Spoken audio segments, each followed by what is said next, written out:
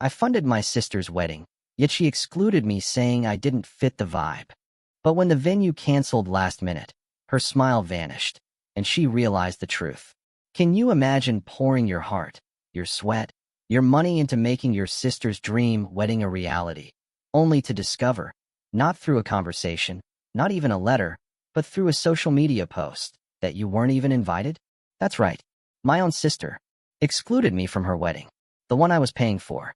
I still remember the exact moment, clear as day. I saw it pop up on my feed.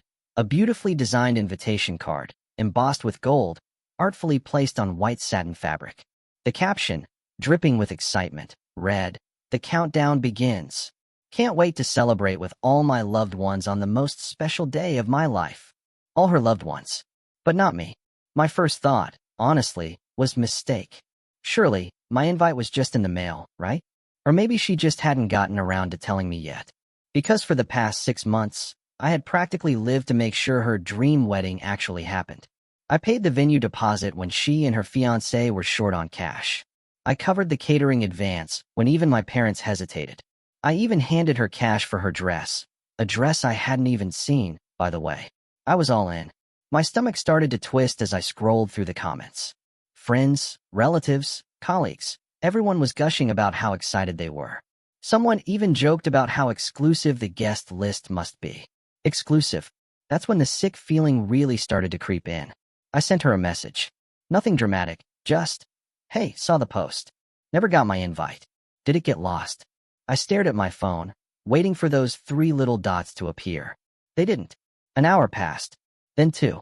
By the time the sun set, I had convinced myself I was overreacting. Maybe she was busy. Maybe she just forgot to reply. And then, at 10:34 p.m., my phone buzzed. Her name. My heart jumped. "Sister. Hey, I was going to talk to you about this. I hope you understand, but we had to make some tough choices with the guest list. It's a very curated event, you know? We had to keep it elegant. No offense, but you don't really fit the vibe. I know you'll be happy for me from afar, though. Love you. Curated event. Don't fit the vibe. Happy from afar." I read that message 3 times before it truly sank in. I wasn't just forgotten. I was intentionally, brutally, left out. And I knew exactly why. I wasn't like her friends with their polished nails, expensive suits, and the artificial laughs that filled high-end cocktail parties. I didn't work in an office with a shiny title or talk about investments over brunch. Me? I owned an auto repair shop. A successful one, actually. The kind that made very good money, especially since I specialized in luxury vehicles. But that didn't matter to my family. To them, I wasn't a businessman. I was just a grease-stained mechanic. A guy who always smelled like gasoline, whose hands were permanently rough from years of hard work. My sister had always looked down on me for that. She thought real success meant sitting in an air-conditioned office, wearing a suit, running a respectable business. Not running a garage, no matter how much money it made. She never said it outright, but I saw it in her eyes every time I showed up to family dinners in my work clothes. That slight wrinkle of her nose when I walked in. The way she introduced me to her friends with a quick, dismissive, "Oh, my brother just runs some car shop," like I was an embarrassment. And now, after everything I had done for her, she had curated me out of her perfect little wedding. I had financed the whole thing, and somehow, I wasn't good enough to attend. I should have seen it coming. It wasn't the first time my family had made me feel like an outsider. The signs had been there for years, small jabs at family dinners, dismissive comments about my business. The way my parents beamed with pride when my sister got promoted at her marketing firm, but barely acknowledged when I expanded my shop. But no matter how they treated me, I never said no when they needed me. When my sister wanted a lavish wedding but couldn't afford it, I was the one who stepped in. I covered the venue deposit, the catering advance, even part of her wedding dress. And I never asked for anything in return. You know how expensive weddings are. She'd whined one night over dinner at my parents' house, swirling her wine glass dramatically. "If you want something nice, you have to pay for it," I'd replied, half joking. "Easy for you to say," she'd huffed. "You don't have student loans. You don't have to keep up a professional appearance. You wear the same boots every day." That was my sister in a nutshell. She equated success with appearances. She never cared that I built my business from the ground up, that I worked 60-hour weeks to make sure my employees had stable jobs, that I earned every damn dollar I had.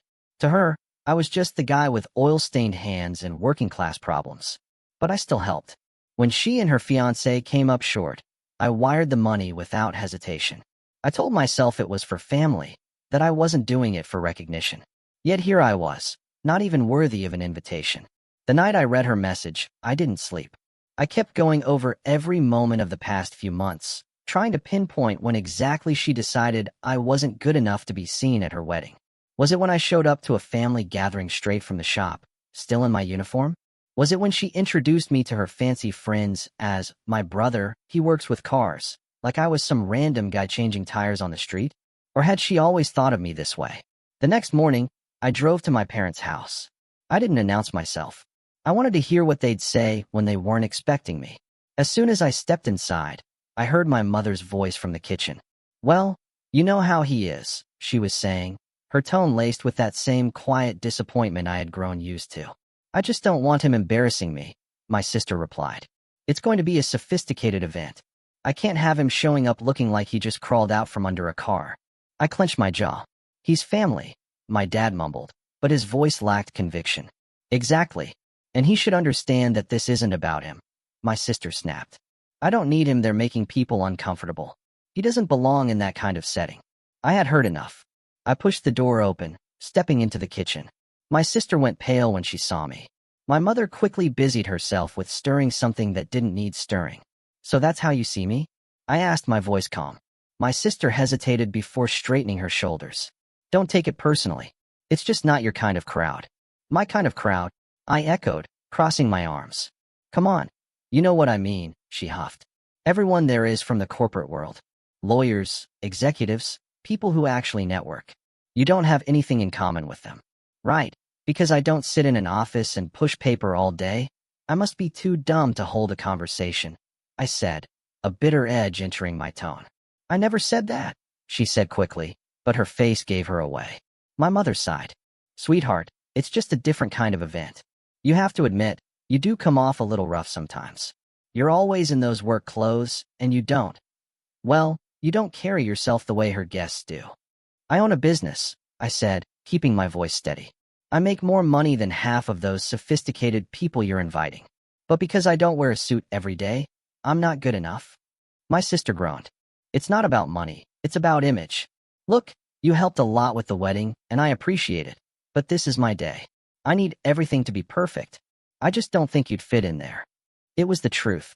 It didn't matter that I had covered her bills, that I had bailed her out countless times when she overspent, that I had done more for this family than anyone else. To them, I would always be the dirty mechanic. I exhaled slowly, nodding. "Got it. Oh, don't be like that," my mother interjected. "We'll have a nice family dinner after the honeymoon. Just us. That'll be more your style." I smiled, but it wasn't out of kindness. "You're right," I said, reaching for my car keys. "That would be more my style. Because in my world, when someone helps you, you don't turn around and treat them like garbage." I walked out before they could say another word. As I drove back to my shop, my phone buzzed with a text from my sister. "Sister, don't make this a big deal, okay? You know I love you. Hope you can still help with the final payment for the cake this due Friday." Yexo, I laughed. I laughed so hard I had to pull over. She really thought I was still going to pay. She thought I would swallow my pride, like I always did. She had no idea. That was done. By the time I pulled into my shop, I had already made my decision. For years, I had been the family's safety net, the one they turned to when things got tough, the one who always said yes, no matter how much it cost me. I had convinced myself it was my duty, that it was what family did. But this was the last straw. My sister didn't just take my money. She took it while looking down on me. She happily accepted every check, every transfer, every single dollar I handed her.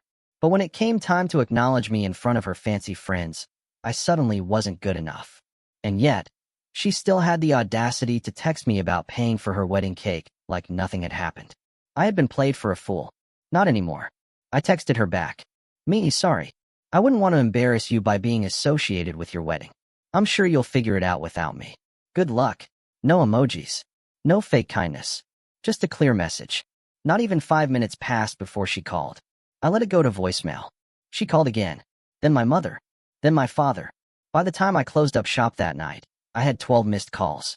The next morning, I woke up to a series of frantic texts. Sister, what do you mean you're not paying? The cake is already ordered. Sister, you can't just back out. We're counting on you. Mom, sweetheart, don't be spiteful. It's just a misunderstanding. Let's talk. Dad, we raised you better than this. I stared at my phone, shaking my head. Not a single one of them apologized. Not one. I'm sorry we hurt you. Just expectations.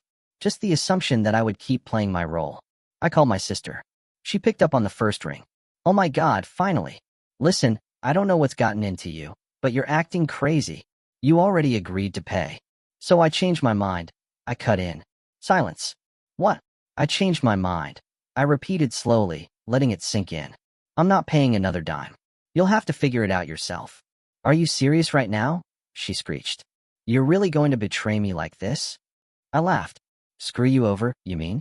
Like how you conveniently forgot to invite me because I don't fit the vibe of your wedding. Or how you and Mom were talking about me like I was some embarrassment. That kind of screwing over. She huffed. Oh my God, it's not the same thing. That was about appearances. I didn't mean it in a bad way, but this is actual money. Real responsibility. And it's not my problem, I said calmly. You didn't want me at your wedding? Fine. But you don't get to take my money while pretending I don't exist. You made it clear I don't belong, so I'm acting accordingly. Oh, don't be so dramatic, she snapped. You're just mad because you didn't get an invite. Grow up. I exhaled through my nose, keeping my temper in check. You know what's funny? I said. You think I'm upset about the invitation. That's not it. It's the fact that you used me. That you treated me like an ATM and still had the nerve to look down on me. That's what pisses me off. Oh, please, she scoffed. You have plenty of money. You wouldn't even miss it. And there it was. It wasn't gratitude. It wasn't even entitlement anymore. It was pure, blatant greed. You're right, I said, my voice colder now. I have plenty of money, and none of it is going to you. Ever again. Wait, she started. But I hung up. This time, I was done. I didn't hear from her again for the rest of the week. But my parents? They wouldn't let it go. By Saturday, I was getting guilt-tripped from every angle. Your sister is under so much stress, my mom whined. Can't you just do this one thing? It's already planned. What's a couple of thousand to you? My dad added. Family helps family. My mother kept repeating it, as if that was supposed to mean something. But I had heard enough. Family helps family? I finally said. Funny, I don't remember any of you helping me when I was starting my business. Or when I was working 16-hour days to make sure I could afford everything on my own. Or when I paid for half of her wedding and still got treated like dirt. Silence. You guys can figure this out, I finished. I'm out. I hung up and blocked their numbers. Let them squirm. I didn't expect silence. Not from my sister, not from my parents, not from anyone in my family who had spent years treating me like their personal ATM. I expected calls, begging, maybe even some thinly veiled threats disguised as you'll regret this, or you're being selfish. But for 2 whole days, my phone stayed silent. And that's when I knew. They weren't ignoring me out of anger. They were scrambling, trying to figure out how to replace the money I had just ripped away from them, trying to undo the damage of assuming I would always be there, no matter how they treated me. And then, on the 3rd day, my mother showed up at my shop. She didn't call first. She just walked in like she owned the place, her eyes darting around at the cars being worked on, at my employees moving efficiently from one task to the next. I wiped my hands on a rag and crossed my arms. Something wrong. We need to talk, she said, her voice tight. I gestured to the office. By all means. She walked inside, sat down in the chair across from my desk, and folded her hands in her lap. She looked uncomfortable, like she didn't belong here, like she'd rather be anywhere else. I took my time sitting down. I wanted her to feel that discomfort. Your sister is in trouble, she finally said. I raised an eyebrow. Oh, don't act like you don't know. I don't, I said, leaning back. But I have a feeling you're going to tell me. She exhaled sharply, as if she was the one who had a right to be frustrated. The bakery won't release the wedding cake unless they get the rest of the payment. The venue is threatening to cancel the reception unless she settles the remaining balance. And she still hasn't finished paying the florist. I stayed quiet. The wedding is in 2 weeks, and she doesn't have the money, my mother pressed. She can't cover all this on her own. That's unfortunate, I said. She blinked at me as if she couldn't believe I wasn't leaping to fix it. You have the money, she said carefully. like she was speaking to a child. You could help her, and you wouldn't even feel it. I gave her a slow smile. And yet, here we are. Her nostrils flared. Stop being petty. You agreed to pay, and she planned everything around that agreement. You can't just pull out at the last second. I tilted my head. You mean like how she planned her guest list without me? Funny how that works. This isn't the same thing. Sure it is, I said. She made a choice. I made mine. She wanted a wedding without me in it? Great. That means she doesn't need my money either. Oh, for God's sake. My mother muttered, rubbing her temples. I waited. Waited for her to try something new. To guilt me. To remind me that family helps family. That I shouldn't hold grudges. That this isn't how I was raised. Instead, she let out a slow breath and sat up straighter. If you don't help her, she's going to have to downgrade everything. She'll be humiliated. People will talk. I laughed. Now we're getting to the real problem. Her face darkened. It's not just about appearances, she said stiffly. She deserves a beautiful wedding. She deserves exactly what she can afford. I corrected. And clearly, that's not the wedding she planned. Her lips pressed into a thin line. So that's it. You're just going to sit here and let your sister suffer? She's not suffering, I said flatly. She's getting a reality check. One that's long overdue. My mother stared at me for a long moment, her expression unreadable. Then she stood up, smoothed her blouse, and adjusted the strap of her purse. You'll regret this, she said simply. I shrugged. Maybe. She left without another word. And I felt nothing but relief. Over the next few days, the cracks in my sister's perfect wedding plans started to show. First, she posted a vague status on Facebook. It's so hard when people you count on let you down. But I guess that's life, right? I ignored it. Then I got a call from a mutual cousin. Dude, what's going on? Your sister's freaking out. She said you bailed on paying for the wedding? That's correct, I said. But why? Because she didn't invite me, I said simply. Silence. Then oh. Yeah. Okay. I get that. The next day, my sister texted me. Sister, can we talk? I waited an hour before replying. Me? Talk about what? Sister, I don't want things to be like this between us. Can we meet for coffee? I almost laughed. She didn't want things to be like this.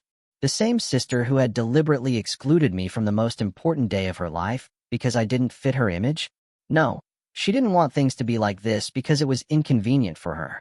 But I was curious, so I agreed. When I arrived at the coffee shop, she was already there, tapping her manicured nails against her cup. She gave me a hesitant smile. Hey, I said, sitting down. She sighed dramatically. Look, I know you're upset. I'm not upset, I interrupted. I just finally see things clearly. She frowned. What's that supposed to mean? It means I get it now. I'm useful when you need something. But the second I become an inconvenience to your perfect little world, you toss me aside. That's not fair, she protested. Isn't it? I leaned back. You didn't think I was good enough to be at your wedding, but my money was good enough? You can't have it both ways. She pursed her lips. I just wanted everything to be perfect, and I did think you'd care. Well, now you know, I said. She hesitated. If I invite you now, will you help? I smiled. Then I stood up. Enjoy your wedding, sis, I said. But you'll have to figure it out without me. And I walked out. The morning of my sister's wedding, I woke up feeling light. No stress, no guilt, no obligations. For the first time in years, I wasn't burdened by their expectations. I had no reason to rush around fixing last-minute problems. No one was calling me to cover extra costs or begging me to step in and save the day, because I wasn't invited, and because I had finally stopped caring. But apparently, my family hadn't stopped caring about my money. At 11:27 a.m., I got the first call. Mom. I let it ring. At 11:42 a.m., my dad tried. Ignored. At 12:03 p.m., my phone lit up with a text from my cousin. Cousin, bro, you're not going to believe this. The venue just kicked them out. I stared at the screen. And then I laughed. The disaster. I had warned them. I had given them every chance to fix their mess. Instead, my sister assumed anyone, would step in at the last second. But no one did. Without the final payment, the venue canceled. The staff literally locked the doors while the guests were arriving. People were standing outside in suits and cocktail dresses, confused as the wedding planners scrambled to explain. And my sister? She was hysterical. The fancy 5-tier cake, never delivered. The high-end floral arrangements, canceled. The high-profile wedding she had bragged about for months? Gone. At 1:15 p.m., she finally called me. I picked up. What? I said, my voice flat. Are you happy now? She shrieked. I leaned back in my chair, amused. About what? You know exactly what, she snapped. The wedding is ruined. Oh, I said casually. Didn't have enough money? You knew we didn't have enough money, she screamed. You were supposed to help. You promised. I chuckled. No, you assumed. Silence. You let me fail, she finally said, her voice shaking. No, I corrected. You failed all on your own. And then, for the first time, she broke. I don't understand, she whispered. Why couldn't you just help after everything we've been through? After everything I've done? Everything you've done? I repeated, my patience snapping. You mean like using me for years? Like taking my money without a second thought? Like treating me like garbage the second I wasn't useful to you? I didn't mean it like that, she muttered. You never do, I said coldly. That's the problem. Silence stretched between us. Then her voice wavered. So this is it. You're really just going to walk away? I already did, I said. You just didn't notice until now. And I hung up. The wedding was moved to a relative's backyard at the last second. No extravagant decorations. No five-star catering. Just a last-minute setup with whatever they could throw together. I heard that my sister spent the entire night trying to hold back tears, too humiliated to even enjoy her own wedding. I didn't reach out. I didn't apologize. I didn't check in. I let them figure it out on their own, for once. And for the first time in my life, I felt free. Final update *, a year later, it took months before my parents finally accepted that I wasn't going to change my mind. At first, they tried guilt, then anger, then silence. Now they treat me carefully, like they finally understand that if they push too hard, I won't hesitate to walk away permanently. As for my sister, she never apologized. But she also never asked me for money again. I consider that a win. And me? I'm still running my business, still doing just fine. Only now, every dollar I earn, it's truly mine.